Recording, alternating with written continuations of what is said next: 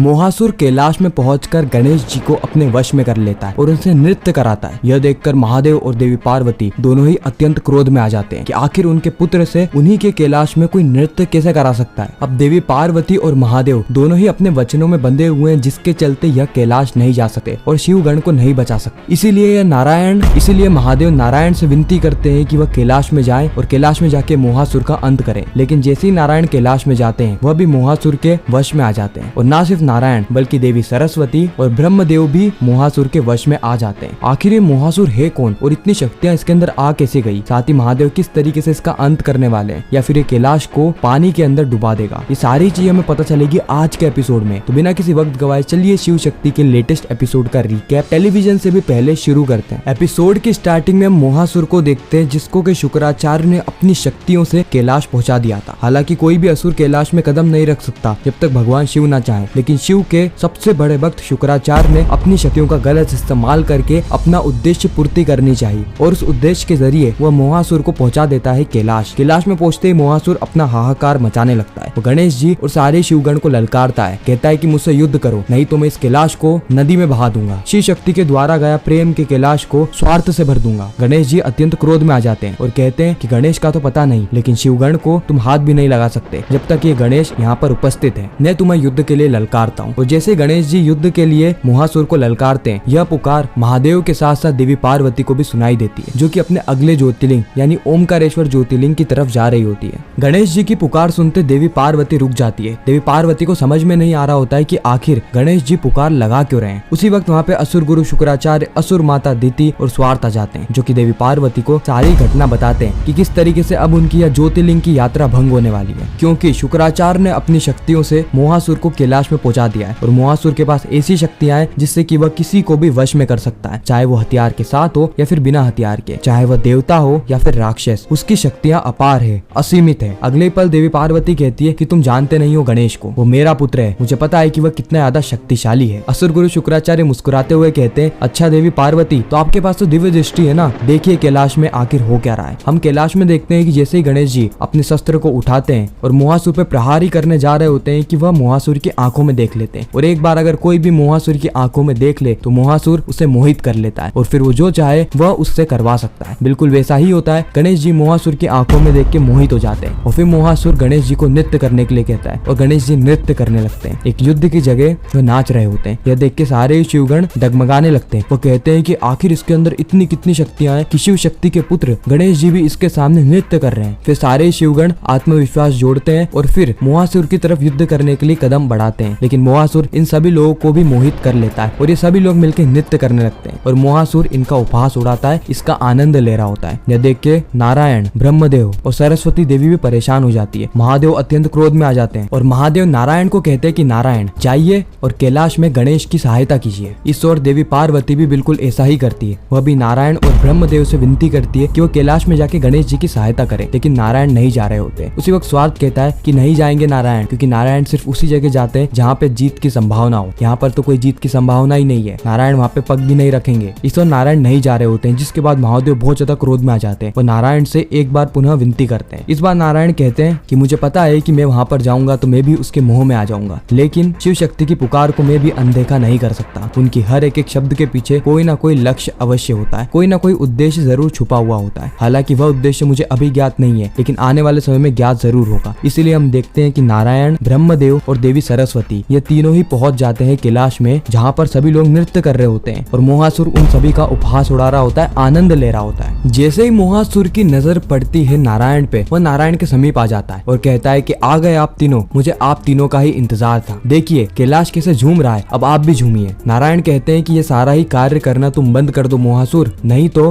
अंजाम अच्छा नहीं होगा। महादेव तुम्हें अवश्य दंड देंगे। मोहासुर कहता है कि दंड देंगे तो कहाँ है महादेव, मुझे तो कहीं नजर नहीं आ रहे। अच्छा हाँ, वो तो 12 ज्योतिर्लिंग में विलुप्त हो गए ना, तो उन्हें यहाँ पर आने के लिए 12 ज्योतिर्लिंग से अलग होना होगा, और अगर ऐसा होता है तो फिर मेरा भाई स्वार्थ पूरे ही धरती लोक पे अपना स्वार्थ फैला देगा, जिससे कि वहाँ पर उनकी हार हो जाएगी। तो निश्चित कर लीजिए आपको हारना कहाँ पर है, कैलाश में या फिर धरती में या फिर दोनों ही जगह, क्योंकि यहाँ पर आने के बाद मैं उन्हें भी मोहित कर लूंगा और ऐसे ही सभी लोगों की तरह नृत्य करवाऊंगा। यह देख के नारायण क्रोध में आ जाते हैं और फिर नारायण अपने अस्त्र को प्रकट करते हैं, इस ओर ब्रह्मदेव भी और इस ओर देवी सरस्वती भी, लेकिन मोहासुर इन तीनों को ही अपने वश में कर लेता है। जी हाँ, मोहासुर नारायण, ब्रह्मदेव और देवी सरस्वती को अपने वश में कर लेता है, यानी मोहित कर लेता है और सभी लोगों का आनंद ले रहा होता है, उपहास उड़ा रहा होता है। ये सारी चीजें देवी पार्वती और महादेव देख लेते हैं। इस ओर हम असुर माता दिति को देखते हैं, जो कि देवी पार्वती से कह रही होती है कि देवी पार्वती लौट जाइए कैलाश और सहायता कीजिए सभी लोगों की, क्योंकि आपके अलावा और कोई भी नहीं है ऐसा जो कि मोहासुर का अंत कर सके। लेकिन देवी पार्वती यहाँ पर विचार में होती है, क्योंकि अगर वह कैलाश में चली गई तो वो कभी भी महादेव को यानी शिव को अपने साकार रूप में नहीं पा पाएगी,